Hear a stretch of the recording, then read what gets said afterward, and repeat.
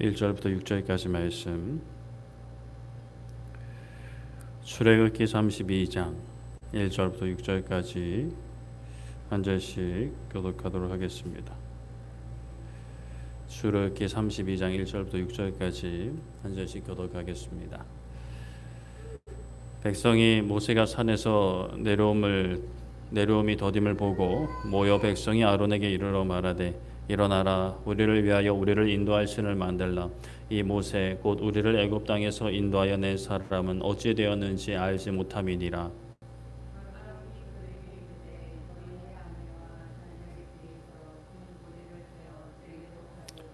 모든 백성이 그 귀에서 금고리를 빼어 아론에게로 가져가매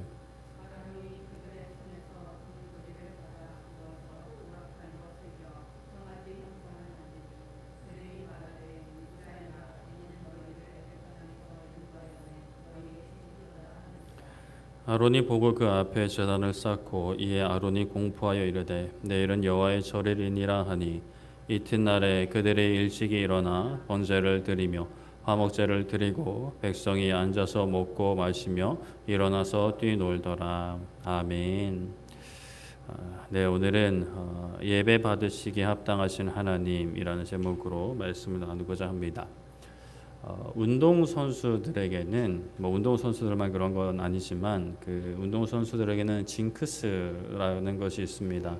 이제 징크스라는 게 뭐냐면 아시겠지만 그러니까 어떤 행동을 한다 또는 뭘 입는다 또 뭐 먹는다 이런 것들로 인해서 성공한다 또는 이렇게 하면 실패한다 이렇게 이제 하는 생각들인 거예요. 약간 미신적인 그런 생각들인데 그런 생각이 참 다양한 것들이 많습니다. 경기를 앞두고 꼭 이 식사를 이걸 먹어야 된다든지 또 경기장에 올라가는 종목이면 오른발로 올라가고 왼발로 올라가고 이것도 이게 다 자기만의 이런 징크스 루틴이 있다 그래요. 그래서 이제 그런 것들을 굉장히 지키려고 이렇게 노력을 하는데 왜 이런 징크스를 만들까? 왜 그렇게 생각을 할까? 이런 거 전혀 신경 안 쓰는 운동선수들도 많다라고 하는데 많은 경우도 이런 징크스를 신경 쓴답니다. 왜 그럴까? 운동선수는 정말 인내하며 땀 흘리며 열심히 노력하지만 그 결과가 나의 노력으로만 이제 그 결실이 얻어지는 것이 아니다라는 것을 깨달았기 때문인 것 같아요. 내가 정말 열심히 준비했는데 몇 년을 준비했는데 한순간 실수할 수도 있고 갑자기 환경이 어려워져서 성공하지 못할 수도 있습니다. 패배할 수도 있죠. 그리고 상대방의 실력이 나보다 뛰어날 수도 있습니다. 엘리트 운동선수들 정도 되면 나의 노력으로 어느 정도의 어떤 성과는 충분히 낼 수 있는 것 같아요. 근데 그 이상의 것들을 운동을 하면서 경기를 해서 마주하게 되는 거죠. 그래서 승리를 경험하기도 하지만 정말 많이 준비했는데도 패배를 경험하게 되기도 해요. 그래서 내가 이렇게 열심히 준비를 했지만 이겼어요. 그러면 열심히 훈련해서 이긴 거겠지만 내가 이 옷을 입어서 이겼나? 또는 경기 전에 이걸 먹었는데 이것 때문에 이겼나? 라고 이제 거기에 매달리게 되는 거예요. 또 반대로 내가 어떤 이제 행동을 한 뒤에 패배를 하게 됐다. 그러면 내가 이것 때문에 패배했나? 이것 때문에 실패했나? 이렇게 이제 생각을 하는 거죠. 거기에 매달리고 의지할 겁니다. 정말 어떻게든 이제 승리하고자 하는 마음에서 비롯되었다라고도 할 수 있는데 그런 어떤 사소한 행동, 작은 행동, 사실 대단한 일이 아님에도 불구하고 하나하나 이제 의미를 부여하고 매달리는 거죠. 누군가는 그러한 징크스를 붙잡고 있는 것이 어리석다라고 이야기할 수도 있지만 또 누군가는 운동선수들은 그만큼 간절하니까 뭐라도 하나라도 이제 붙잡고자 하는 마음 때문에 그런 거다라고 말하기도 합니다. 이렇게 정말 운동선수들은 대다수 이제 정신력도 강하고 이제 신체적인 능력도 강한데 그렇게 강한 사람들도 이런 징크스에 매달리는 걸 보면 사람의 마음이 얼마나 연약하고 또 한계를 가지고 있는지를 생각해 볼 수 있을 것 같아요. 사람은 이렇게 무엇인가 의지하려 합니다. 사실 의지해야 함이 맞고요. 사람의 힘과 능력으로 아무리 노력해도 아무리 시간을 들여도 얻지 못하는 것이 분명히 있습니다. 많이 있죠. 그래서 사람들은 다른 사람을 의지하기도 하고 돈을 의지하기도 하고 명예를 의지하기도 하고 뭐 그냥 이 모든 것들을 다 의지하기도 하고 또 신적인 존재를 의지하기도 합니다. 그래서 참 하나님을 찾으면 너무 좋으련만 엉뚱한 것을 찾는 사람들이 많이 있죠. 오늘 말씀에서는 우리 백구문을 살펴보면서 이계명에서 금지하는 죄에 관한 그 말씀들을 또 살펴보게 되는데 그 가운데 이제 엉뚱한 것을 찾는 사람들의 모습을 조금 중점적으로 살펴보고자 합니다. 오늘 백구문입니다. 제 이계명에서 금지하는 죄가 무엇입니까? 라는 질문이었죠. 이계명은 너를 위해 새긴 우상을 만들지 말고 그 우상에게 절하지 말고 섬기지 말라라고 합니다. 그에 대한 답은 이제 이계명에서 금지하는 죄는 다음과 같습니다라고 했고 저번 주에는 이제 4, 5, 6번을 살펴봤는데요. 4번부터 사용하고 어떤 모양으로든지 그것을 인정하는 것, 거짓 종교를 용납하는 것, 우리 마음 내적으로나 외적으로 삼위 하나님 모두 혹은 삼위 중에 한 분 혹은 그 어떤 피조물이라도 그것의 형상이나 모양을 따라 만드는 것이었습니다. 하나님께서 허락하신 예배 외의 것을 이제 살피는 거죠. 그래서 저번 주에 우리 예배가 삶의 기둥이라는 것과 그 기둥들이 바로 서야 우리의 삶이 바로 설 수 있다. 예배가 바로 서야 한다라는 말씀을 살펴보았었습니다. 오늘은 7번부터 좀 살펴볼 건데요. 7번 한번 읽어보겠습니다. 시작. 그 형상 자체를 예배하거나 형상 안에서 혹은 형상을 통해 하나님을 예배하는 것 거짓 신들의 형상을 만들고 그들을 숭배하거나 그들에게 속한 것을 섬기는 것. 네.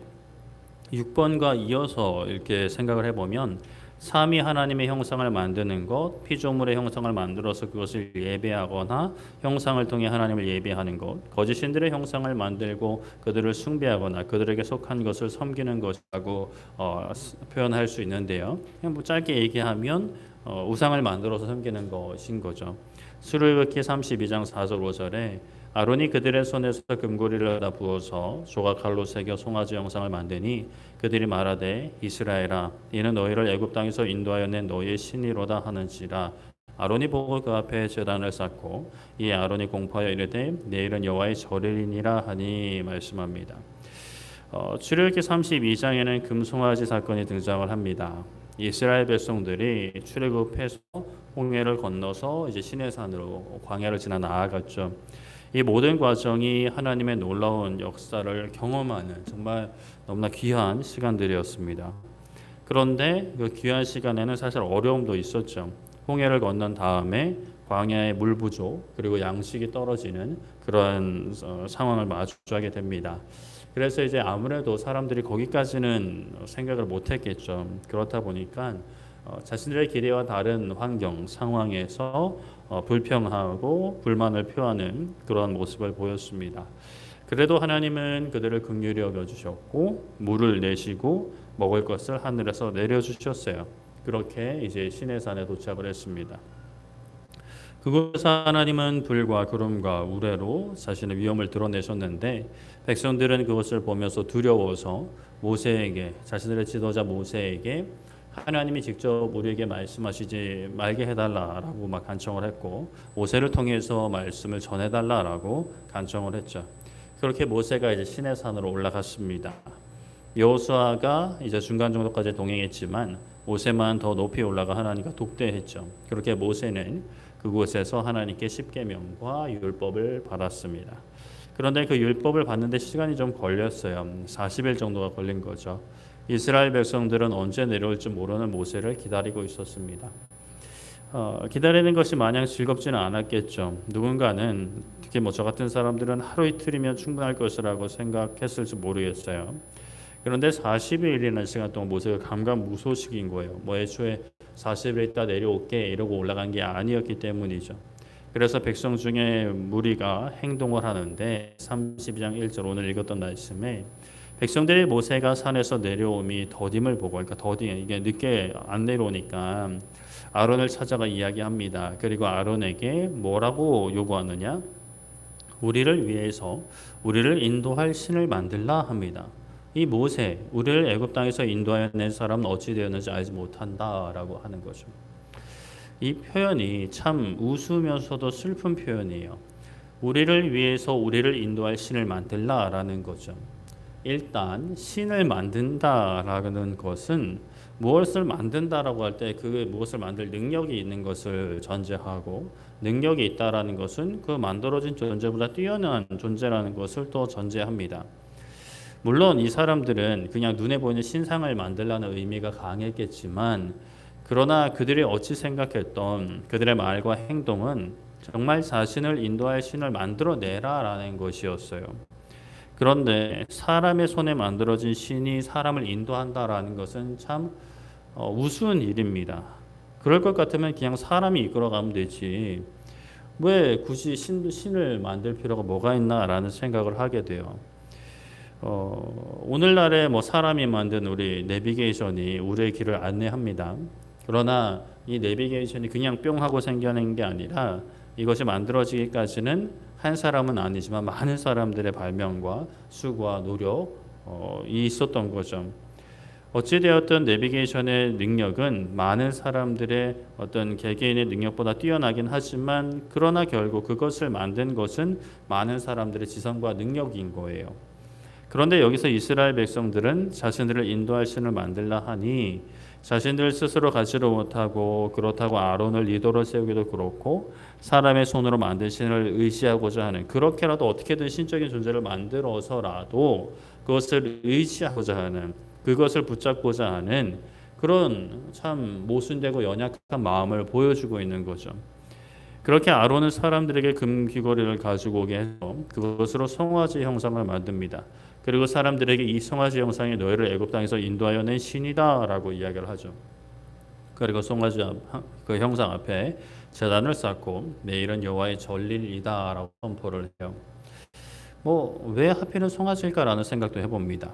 송아지를 제물로 많이 사용하기도 하고, 사람들의 짐을 끌어서 송아지인 건지, 사실 그런 이유가 어찌되었든 하나님 입장에서는 참 속 터지는 일이 아닐 수 없을 것 같아요. 놀라운 능력을 친히 행하시면서 이스라엘 백성들에게 많은 능력을 보여주셨는데, 경험하게 하셨는데, 겨우 그 송아지 형상을 하나님이다 이러면서 그 앞에 제사를 드리려고 하고 있단 말이에요. 하나님도 참 속이 참 말이 아니시겠다라는 생각을 해보는데요. 참 우리도 조심해야 합니다. 하나님께서 만드신 이 자연세계 가운데 아름답고 우리의 삶에 유용한 것들이 많이 있어요. 송아지만 봐도 자라면 서로 귀한 일꾼도 되고, 고기는 사람들이 먹고 배부를 수 있죠. 가죽은 또 가죽대로 사용하고, 누구는 애완동물로 소를 키울 수도 있을 것 같고요. 하나님께서 허락하신 귀한 피조물입니다. 짐승입니다. 그러나 그것을 하나님으로 여길 때 비극이 시작되는 거예요. 하나님께서 오늘날 우리의 삶 가운데도 허락하신 아름다운 것들, 유용한 것들, 필요한 것들, 우리의 삶을 윤택하게 하는 것들, 또 그것을 통해 하나님의 일을 할 수 있는 것들이 많이 있습니다. 그런데 그것을 하나님과 동일시하는 순간, 하나님처럼 그것을 붙잡는 순간 비극이 시작되게 됩니다. 그것이 나의 삶을 책임지고, 그것이 나의 삶의 행복을 좌지우지하는 것처럼, 이것이 나의 인생을 이끌어가는 것처럼 여기면 거기서 인생의 고통이 시작되는 거죠. 그렇게 우리는 항상 우리의 마음을 점검해서 하나님께서 우리에게 허락하신 것들, 또 우리가 구하는 것들이 하나님의 자리를 대신 차지하게 두어서는 안 되는 거죠. 하나님만 우리의 왕이시고, 하나님만이 우리의 예배의 대상 되시며 우리의 주인 되시는, 우리의 책임자 되심을 고백해야 합니다. 우리 8번 한번 읽어보겠습니다. 시작. 고대의 제도나 풍습이나 경건이나 좋은 의도라는 미명하에 어떤 다른 구실로라도 우리 자신들이 만들어 취한 것이든지 아니면 다른 사람들의 전통으로부터 받은 것이든지 간에 하나님의 예배에 무엇인가를 추가하고 제하여 그 예배를 오염시키는 모든 미신적 고안들. 우리가 이 땅을 살면서 좋은 의도로 시작한 일이 모두 좋은 결과를 가져오는 것은 아님을 우리는 알고 있습니다. 좋은 의도로 시작했지만 본인도 힘들어지고 다른 사람들도 힘들게 하는 그런 일들을 우리가 종종 보게 되는데, 하나님을 예배하고 하나님을 섬김에 있어서 좀 더 잘하려고, 좀 더 풍성하게 하려고, 또는 신앙생활을 좀 더 바르게 하려고 이렇게 우리가 막 이제 추가한 것들 또는 뺀 것들이 이 좀 위험한 결과를 맞이할 수도 있어요. 골로새서 2장 22절 23절에 이 모든 것은 한때 쓰이고는 없어지리라. 사람의 명령과 가르침을 따르느냐? 이런 것들은 자의적 숭배와 겸손과 몸을 괴롭게 하는 데는 지혜 있는 모양이나 오직 육체에 따르는 것을 금하는 데는 조금도 유익이 없느니라 라고 말씀을 합니다. 인용된 이 본문이 포함된 골로새서 2장 20절 말씀부터는 그 주제가 그리스도와 함께하는 새 사람에 대해서 말씀을 하고 있어요. 20절에 너희가 세상의 초동학문에서 그리스도와 함께 죽었는데 어째서 세상에 사는 것과 같이 규례에 순종하냐 합니다. 율법을 완성하신 예수 그리스도의 성품과 그의 순종을 붙드는 것이 아니라 예수님의 가리키는 율법 자체, 그것도 율법의 본질이 아니라 그 껍데기를 붙드는 것이죠. 그리고 그러한 율법에 심지어 더해서 추가적인 조항들을 만들어 시켰습니다. 그것들이야말로 사람의 명령과 가르침인 거죠. 예수님이 가르쳐주지 않으신 겁니다. 여기서 우리가 좀 하나 생각하고 넘어가 볼 게 개신교와 카톨릭의 이제 차이점을 좀 살펴볼 수가 있는데요. 우리 개신교에서 공식적으로 인정한 성례, 거룩한 예식은 딱 두 가지 있습니다. 그래서 이게 이걸 좀 잘 이제 모르시는 분들은 거룩한 예식, 거룩한 예배, 뭐 주일 예배, 뭐 금요 예배인가 뭐 이렇게 이제 생각을 하실 수 있는데 그게 아니라 세례와 성찬이요. 세례식과 성찬식이 우리 개신교에서 인정하는 그 거룩한 성례, 거룩한 예식 딱 두 개로 봐요. 그런데 카톨릭은 7성례가 있습니다. 7가지 성례가 있어요. 거기에 이제 세례와 성찬도 포함이 되는데 그것을 제외하고 5가지 견진, 고해, 병자, 임직수임, 결혼 이 5가지가 더해집니다. 여기서 이제 5가지를 간단히 좀 말씀드리면 견진은 저도 이번에 뭐 처음 알아봤는데 세례를 받은 후에 일정 기간 교육을 받고 본인의 결단과 신앙을 고백하며 받는 예식인데 목적은 성령님을 충만하게 받는 예식이라고 해요. 좀 우리 개신교에서 비슷한 걸 따지면 뭐 양육을 받고 뭐 제자반을 수료하고 그 제자반을 수료하는 수료식 느낌인데 거기에 좀 더 이제 하나님의 임재 뭐 이런 게 좀 이제 부여되는 거기는 이제 사제가 이렇게 하면 실제로 내려온다 이렇게 이제 생각을 하니까요. 그런 이제 것도 이제 성례에 포함되어 있고 고해는 자신의 죄를 고백하는 그 고해 성사를 가리키는 것이고 병자는 병에 걸린 사람을 위한 성례입니다. 그리고 결혼 예배를 이제 성례로 포함하고 있어요. 임직 수임은 신부가 되려는 사람이 받는 성례인 거죠. 그러니까 목사 안수식 뭐 비슷한 그런 느낌인 거예요. 사실 이제 개신교에도 이런 5가지 그 우리 개신교에 없는 가톨릭의 성례와 비슷한 모습들이 개신교에도 있죠. 여러 교육을 통해 신앙이 성장하도록 돕고 성도들을 상담하여 회개하도록 돕고 병에 걸린 이들을 위해 기도하며 또 우리가 결혼 예배를 드립니다. 그러나 이것들이 성례는 아니라고 봐요. 성례는 예수님께서 직접 명령하신 것들이라는 뜻인데 예수님께서 하늘로 올라가시기 전에 모든 민족을 제자 삼아 세례를 베풀라고 하신 말씀, 그리고 예수님이 십자가 달리시려고 잡히시기 전에 유월절 만찬을 하시면서 떡과 포도주를 나누고 그것을 기념하라고 하셨을 때 딱 이렇게 명시된 예수님의 말씀으로 명시된 성례, 세례와 성찬 딱 2가지만 개신교에서는 인정하고 카톨릭에서는 이제 5가지를 다 인정을 하는 거죠. 이러한 어떤 모습들, 이러한 어떤 성격들이라 그럴까요? 그 5가지 성례, 카톨릭의 5가지 그 성례의 성격들은 우리 개신교에서도 목회 현장에서도 그런 비슷한 모습이 필요하지만 귀하게 사용될 수 있지만 카톨릭이 생각하는 성격과는 달라요. 카톨릭에서 설명하는 것을 들어보면 그들도 어떤 풍성한 신앙생활을 위해 이러한 성례를 만들었다, 시행한다라고 고백을 합니다. 사실 그렇듯해요. 우리 개신교에서도 비슷한 목적으로 행하는 그런 예배들이 있고 예식들이 있기 때문이죠. 그러나 그것을 성례라고 하지는 않아요.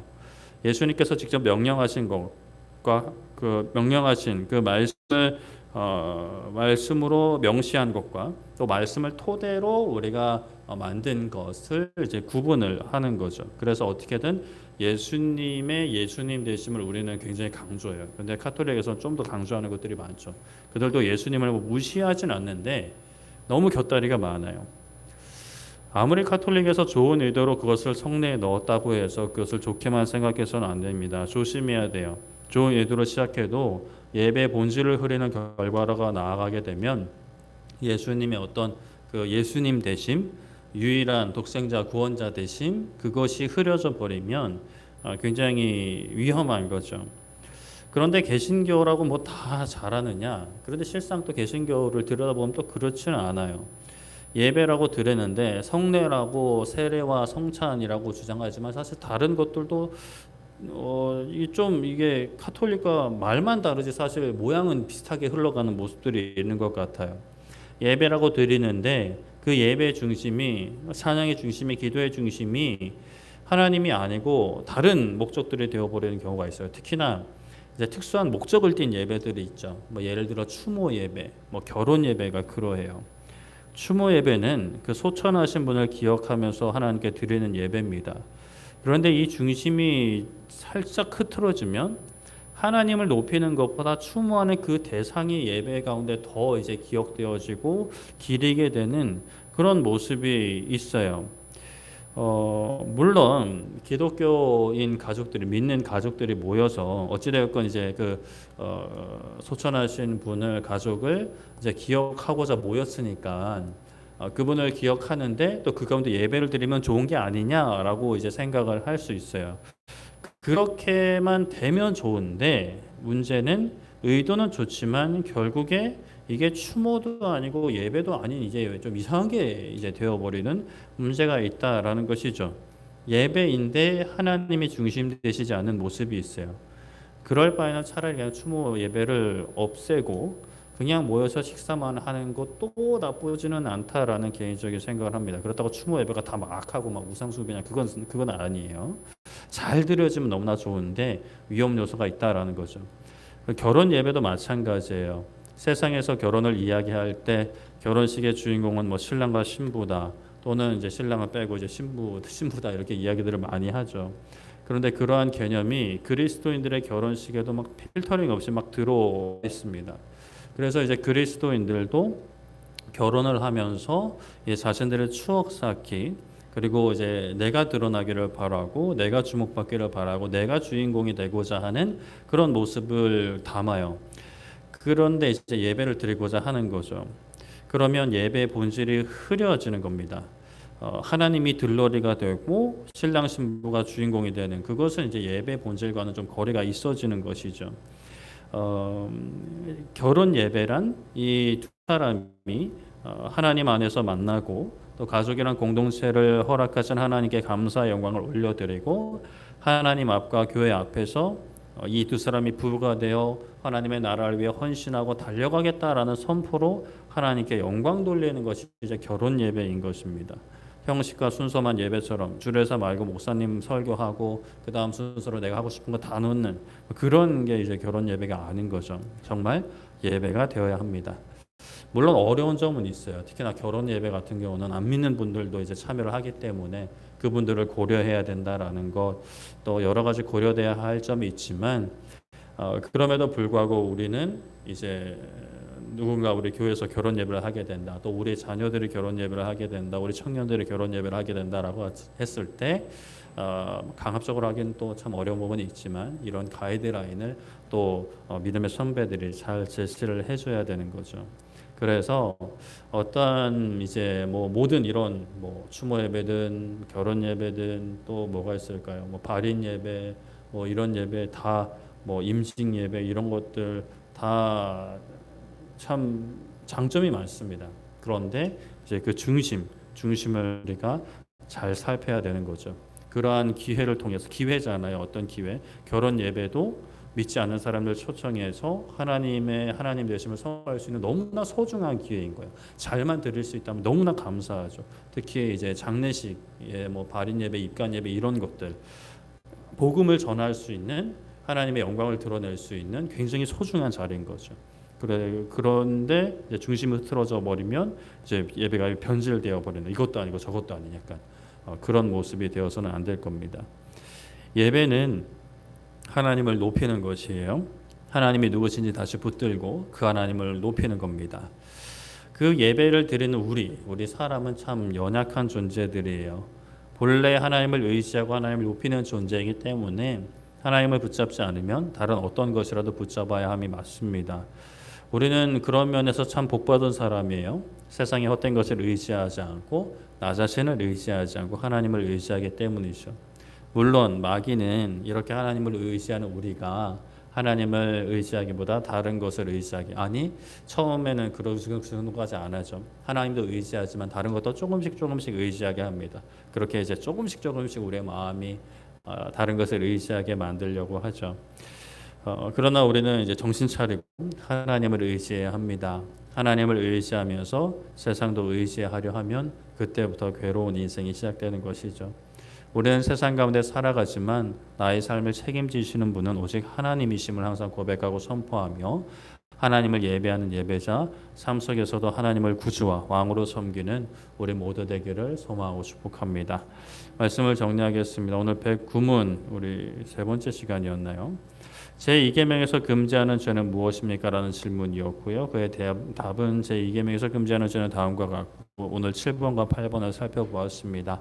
그 형상 자체를 예배하거나 형상 안에서 혹은 형상을 통해 하나님을 예배하는 것, 거짓신들의 형상을 만들고 그들을 숭배하거나 그들에게 속한 것을 섬기는 것, 고대의 제도나 풍습이나 경건이나 좋은 의도라는 미명하에 어떤 다른 구실로라도 우리 자신들이 만들어 취한 것이든지 아니면 다른 사람들의 전통으로부터 받은 것이든지 간에 하나님의 예배에 무엇인가를 추구하고 제하여 그 예배를 오염시키는 모든 미신적인 고안들이라고 합니다.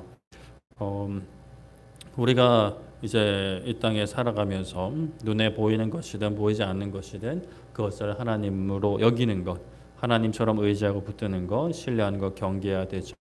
그리고 예배 가운데 정말 다양한 어떤 삶의 그런 상황 속에서 하나님을 어떻게든 이제 바라보게 하려는 시도는 참 너무 좋은 시도인데 그 시도가 좋은 열매로 이어지기 위해서는 그 가운데 앞장선 자들의 헌신이 필요합니다. 깨우침이 필요하고 때로는 엄격함도 필요한 것이죠. 그러한 모든 것들 가운데 우리의 중심이 흐트러지지 않고 하나님을 예배하겠다. 그것을 통해 하나님을 증거하겠다. 하나님을 전하겠다. 하나님께 영광을 돌리겠다라는 그 중심이 흔들리지 않는 우리 모두 되기를 소망하고 축복합니다. 이제 우리 함께 기도했으면 좋겠는데요. 이 시간 우리 함께 기도할 때 하나님, 우리가 하나님을 예배하기 원합니다. 하나님만을 예배하기 원합니다. 세상에 많은 필요한 것들이 있지만 또 인생의 여정에서 시기에 따라서 상황에 따라서 정말 중요한 것들이 있죠. 그러나 그것을 예배하지 않게 하여 주시옵소서. 그것을 사용하지만 하나님만 예배하게 하여 주시옵소서. 우리의 예배에 그릇된 것이 틈타지 않게 하여 주시고 우리의 중심이 하나님을 예배하는 예배자가 되게 해달라고 우리 함께 기도하도록 하겠습니다. 기도하겠습니다. 살아계신 하나님 아버지, 이 시간 아버지 하나님 우리가 말씀을 붙잡고 함께 기도하게 하시니 감사합니다. 우리를 예배자로 부르신 하나님을 찬양합니다. 아버지 하나님, 우리가 무엇이 간데 하나님 정말 높으신 하나님, 크고 위대하시고 아름다우신 하나님을 높이고 고백하게 하시니 아버지 그 은혜와 사랑에 아버지 하나님 그 허락하신 복에 우리가 기쁨과 감사로 영광을 올려드립니다. 아버지 하나님 홀로 영광 받아주시옵고 우리가 그 안에 하나님을 진실로 예배하는 예배자들 되어 주시옵소서. 아버지 하나님께서 우리에게 허락하신 아름다운 일들을 아버지 우리가 보게 하여 주시옵소서. 하나님을 예배함에 있어서 우리가 다른 것이 틈타고 있지는 않은지 돌아보기 원합니다. 아버지 하나님, 하나님을 예배함에 있어서 부수적으로 얻게 되는 삶의 평안들, 아버지 마음의 기쁨, 또 사람들과의 관계, 교회 내에서의 어떤 누리는 모든 것들, 많은 것들이 있지만 아버지 그것이 우리 예배의 주 목적이 되지 않게 하여 주시옵소서.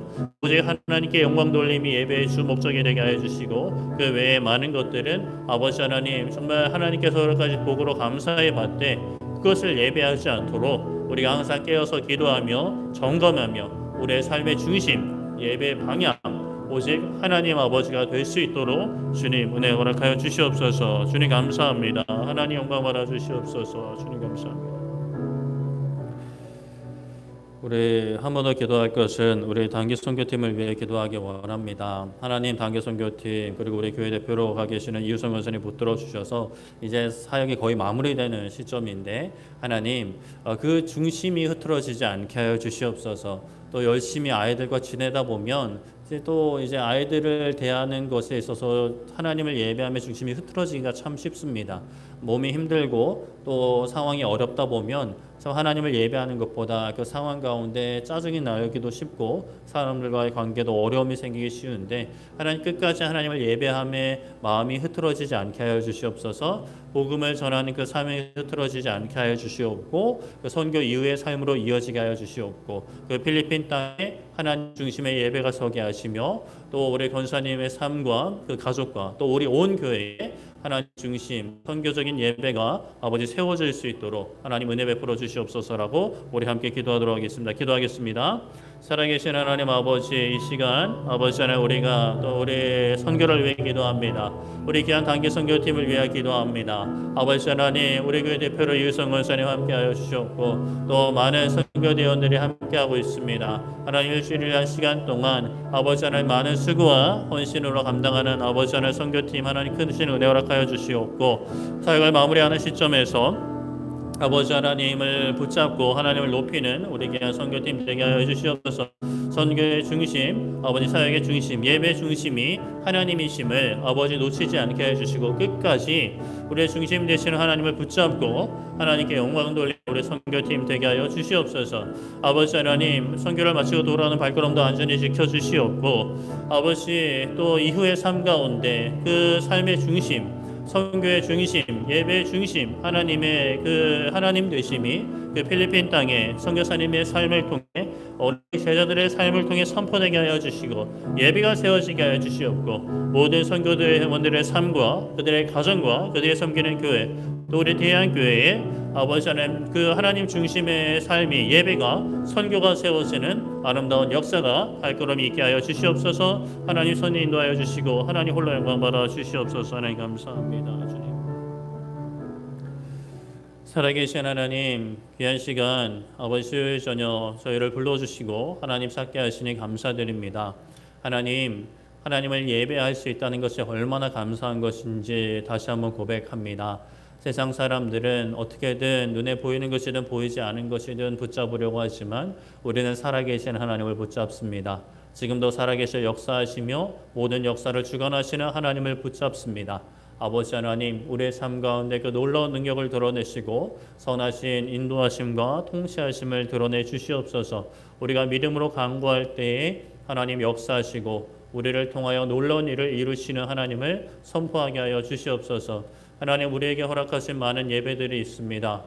예배의 중심 하나님이심을 우리가 잊지 않게 하여 주시고 삶의 예배로 또 이어져서 모든 삶의 중심이 오직 하나님께 있고 하나님께 영광 돌리는 우리의 모든 일상과 모든 예배가 되게 하여 주시옵소서. 하나님, 단기 선교 사역을 마무리하는 선교팀 붙잡아 주시고 돌아오는 발걸음 안전히 지켜주시며 하나님 무엇보다 끝까지 또 이후의 삶 가운데 하나님 중심의 선교, 하나님 중심의 예배, 아버지 그 모든 것이 끊어지지 않게 해주시고 삶의 개인의 삶과 가정과 섬기는 모든 교회 또 우리 대한교회의 아름다운 열매로 이어질 수 있도록 계속된 선교로 이어질 수 있도록 주님 은혜 베풀어 주시옵소서. 돌아가는 발걸음 안전히 지켜주시고 아버지 남은 한 주의 삶도 하나님을 예배하는 예배자로서의 삶이 세워질 수 있도록 우리의 모든 영역을 주관하여 주시고 선에 인도하여 주시옵소서. 감사드리며 예수님의 이름으로 기도드립니다. 아멘.